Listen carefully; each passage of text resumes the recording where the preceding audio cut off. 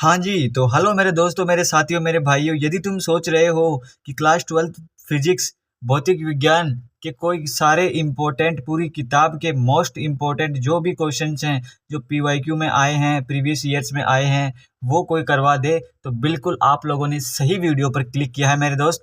यहीं पर मैं जो क्वेश्चन करवाऊंगा, ज़्यादा वादा लोगों की तरह झूठे वादे तो नहीं करता, बट 100% गारंटी के साथ मैं ये जरूर कह सकता हूँ कि 21 क्वेश्चन लेकर आया हूँ पूरी किताब के, जो कि पहले की बोर्ड परीक्षाओं में आए हुए हैं, वही क्वेश्चन लिए हैं, लॉन्ग क्वेश्चन लिए हैं।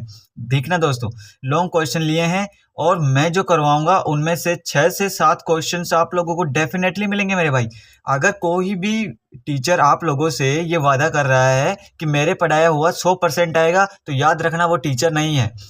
ठीक है फ्रेंड, और ऐसे पर आप लोगों को विश्वास भी नहीं करना है। टीचर वही होता है जो पूरा सिलेबस करवाए और इंपॉर्टेंट टॉपिक्स बताए और उनमें से क्वेश्चंस मिले, वही टीचर है दोस्त।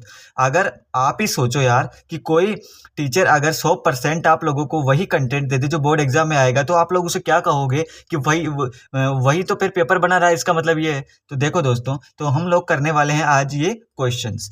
तो मैं इतना जरूर कह सकता हूँ कि 6 से 7 क्वेश्चन आप लोगों को डेफिनेटली मिलेंगे, और अगर आप लोगों की आगे डिमांड रही तो मैं इन सभी के आप लोगों को सॉल्यूशन भी नेक्स्ट वीडियोस में करवाऊंगा। वो आप लोग मुझे कमेंट बॉक्स में बताना कि भैया आप इनका सॉल्यूशन भी करवाइए। तो चलिए शुरू करते हैं, फर्स्ट क्वेश्चन से शुरू करते हैं। वीडियो में एंड तक बने रहे और आपके दोस्त की मेहनत को देखते हुए, अगर आप लोगों को, मैं ये नहीं बोलूंगा कि लाइक करो, अगर आप लोग पूरा वीडियो देखने के बाद में आप लोगों को थोड़ी सी भी आप लोगों की अगर 10% भी हेल्प हुई है दोस्त, अगर आप लोगों को 10% भी हेल्प हुई है, तो प्लीज वीडियो को लाइक, चैनल को सब्सक्राइब करके ही जाना। तो चलिए शुरू करते हैं। पहला क्वेश्चन है, विद्युत द्विध्रुव के कारण अक्षीय व निरस्तीय स्थिति में विद्युत क्षेत्र की तीव्रता का व्यंजक। वेरी वेरी इंपॉर्टेंट क्वेश्चन है, आप लोगों को ये याद रहना चाहिए। ये क्वेश्चन करना पहले चैप्टर से।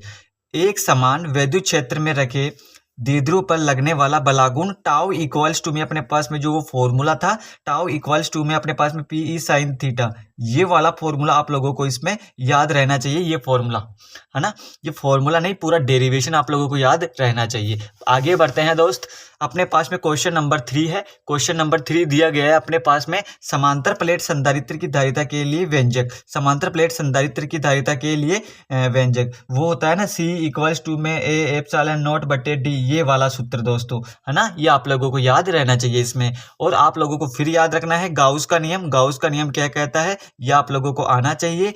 देन आफ्टर किरचॉफ का नियम, ये भी आप लोगों को वेरी वेरी इंपॉर्टेंट है इस चैप्टर से। तो चलिए शुरू करते हैं। अब आगे इस चैप्टर से अपने पास में क्वेश्चन है, विभव मापी का सिद्धांत एवं वाक्य। विभव मापी का जो सिद्धांत है, मैकेनिज्म है, वो आप लोगों को याद होना चाहिए। दो समांतर धारावाही चालक के बीच लगने वाला बलागु बल, आप लोगों को इसका फॉर्मूला याद रहना चाहिए। दो समांतर धारावाही चालक के बीच लगने वाला बल। गोलीय पृष्ठ द्वारा अपवर्तन का सूत्र आप लोगों को याद रहना चाहिए। मैं आज की क्लास में आप लोगों को सिर्फ क्वेश्चन बताऊंगा, आप लोगों को ज़्यादा टाइम वेस्ट नहीं करूंगा, क्योंकि मैं जानता हूं आप लोगों के बोर्ड के एग्जाम हैं। अगर आप लोगों की डिमांड रही तो मैं इनके सॉल्यूशन भी करवाऊंगा। और रही बात दोस्तों घबराने की, तो घबराना नहीं है आप लोगों को बिल्कुल भी। आप लोगों ने अगर साल भर मेहनत की है तो आप लोग प्लीज़ नए क्वेश्चन देकर घबराइए नहीं, आप लोगों का पेपर बहुत अच्छा जाएगा, ये मेरी मनोकामना है आप लोगों के लिए। यंग के रेखा छिद्र का प्रयोग। नेक्स्ट क्वेश्चन है क्वेश्चन नंबर 9। यंग के रेखा छिद्र का जो प्रयोग है वो आप लोगों को याद रहना चाहिए, और उसी में फ्रिंज की चौड़ाई आप लोगों को कैलकुलेट करना आना चाहिए। यंग का जो भी मॉडल है YDSC, जिसे हम लोग कहते हैं YDSC, ये आप लोगों को याद रहना चाहिए, यंग का मॉडल। और फिर इसी में आगे है एकल झिर्री द्वारा विवर्तन प्रारूप की व्याख्या। ये क्वेश्चन नंबर 10 है अपना, एकल झिर्री द्वारा विवर्तन प्रारूप की व्याख्या। दोस्तों जो भी क्वेश्चन लिए हैं बोर्ड एग्जाम में आए हुए क्वेश्चन है, ये नहीं है कि नए क्वेश्चन है कोई भी या ऐसे वैसे क्वेश्चन ले लिए हैं, ऐसे नहीं किया है, पूरी रिसर्च के साथ में क्वेश्चन लिए गए हैं। और डेफिनेटली शॉर्टी के साथ में कहता हूँ 6 से 7 क्वेश्चन जो मैं आप लोगों को बताया वो डेफिनेटली मिलने वाले हैं। हाइड्रोजन स्पेक्ट्रम की व्याख्या। हाइड्रोजन स्पेक्ट्रम की व्याख्या, क्वेश्चन नंबर 11, हाइड्रोजन स्पेक्ट्रम की व्याख्या। अब बहुत से स्टूडेंट मन ही मन में सोच रहे होंगे कि भैया आप बोर्ड के ऊपर क्यों नहीं पढ़ाते हो। तो मेरे दोस्तों, मैं आप लोगों को बताना चाहूँगा, मेरे पास में कोई भी बोर्ड नहीं है, मेरे पास में जैसी सुविधा है मैं आप लोगों के लिए कर रहा हूँ। हाँ, यह दिल में जज्बा है, जोश है, जुनून है, आप लोगों का प्यार सपोर्ट रहा तो मैं ये करूँगा कि आप लोगों के लिए बोर्ड भी जरूर आएगा एक दिन दोस्तों, जरूर आएगा। क्वेश्चन नंबर 12 है अपने पास में, क्वेश्चन नंबर 12, PN संधि डायोड का अर्ध तरंग तथा पूर्ण तरंग दृष्टिकारी। ये आप लोगों को ये जो आप लोगों का डेरिवेशन है, डेरिवेशन टाइप में ही है ये, इसमें थ्योरी भी है और आप लोगों का डेरिवेशन का भी पार्ट है थोड़ा सा, तो आप लोगों को ये याद होना चाहिए। पीएन संधि डायोड वेरी वेरी इंपॉर्टेंट है। इसका अर्ध तरंग और पूर्ण तरंग दृष्टिकारी का जो सिद्धांत है ये आप लोगों को याद रहना चाहिए।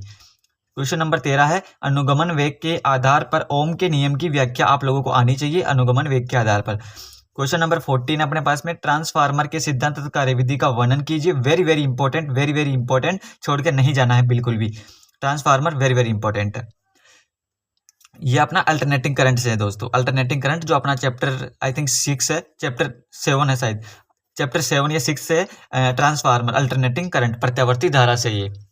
इसमें आप लोगों को अगर करना चाहो तो एक और कर लेना, एलसीआर परिपथ, एलसीआर परिपथ है ना, वो और कर लेना इसमें। क्वेश्चन नंबर 15 अपने पास में, संयुक्त सूक्ष्मदर्शी एवं खगोलीय सूक्ष्मदर्शी का किरण आरेख बनाइए। ये वेरी वेरी इंपॉर्टेंट है, ये आप लोगों को ऑप्टिक्स से संयुक्त सूक्ष्मदर्शी एवं खगोलीय दूरदर्शी का किरण आरेख बनाइए।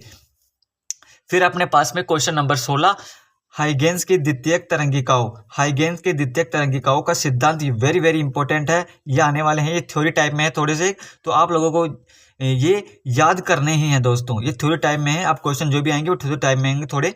तो जिनको भी पास होने का मटेरियल चाहिए वो सही वीडियो पर है दोस्तों। जिनको भी मेरे प्यारे भाई सुनिए, आप लोगों को अगर पास होना है, जो भी विद्यार्थी से सोच रहे हैं कि हम कुछ नहीं हो सकता, अरे अभी बहुत कुछ हो सकता है, बस अंदर से नहीं हार मानना। हाइगेंस की द्वितीयक तरंगिकाओं का सिद्धांत, ये वेरी वेरी इंपॉर्टेंट है। नेक्स्ट क्वेश्चन नंबर 17 अपने पास में, फोटो डायोड का सिद्धांत तथा कार्यविधि, वेरी वेरी इंपॉर्टेंट है, वेरी वेरी इंपॉर्टेंट है दोस्तों। नेक्स्ट अपने पास में फिर क्वेश्चन नंबर 18 अपने पास में, एलईडी का सिद्धांत तथा कार्यविधि। एलईडी है ना, एलईडी बल्ब, एलईडी जो एलईडी है अपने, ये आखिरी के चैप्टर है, जो अपना चैप्टर नंबर 14 है उसमें है ये एलईडी का सिद्धांत तथा कार्यविधि। और अपने पास में सौर सेल का सिद्धांत तथा कार्यविधि, वेरी वेरी इंपॉर्टेंट है। लेंस मेकर सूत्र की व्युत्पत्ति, लेंस मेकर सूत्र की व्युत्पत्ति, लेंस मेकर सूत्र, ये आप लोगों को याद होना चाहिए, वेरी वेरी इंपॉर्टेंट है, वेरी वेरी इंपॉर्टेंट। ठीक है दोस्त, ये ऑप्टिक्स से चैप्टर से वेरी वेरी इंपॉर्टेंट है। और आप लोगों को याद होना चाहिए परिनालिका क्या है, सोलेनॉइड क्या होता है, ये आप लोगों को याद होना चाहिए। इस प्रकार से ये क्वेश्चन नंबर आप लोगों का 11 कंप्लीट हुआ। क्वेश्चन नंबर दोस्तों यहाँ पर 11 कंप्लीट हुआ। प्लीज़ सब्सक्राइब अवर चैनल दोस्तों। अगर आप लोगों को ये वीडियो पसंद आया है तो प्लीज़ वीडियो को लाइक और चैनल को सब्सक्राइब जरूर करें। बाकी नेक्स्ट वीडियो आप लोगों को किस टॉपिक के ऊपर में चाहिए मुझे कमेंट बॉक्स में जरूर बता देना दोस्तों। मैं आप लोगों के लिए वीडियो लेकर दूसरे ही दिन हाजिर हो जाऊंगा, इतना आपसे प्रॉमिस है। तो चलिए फ्रेंड, मिलते हैं नेक्स्ट वीडियो में किसी नए टॉपिक के साथ में। Till then keep learning. और याद रखना, कोई भी लक्ष्य इंसान के साहस से बड़ा नहीं, हारा वही दोस्त जो लड़ा नहीं।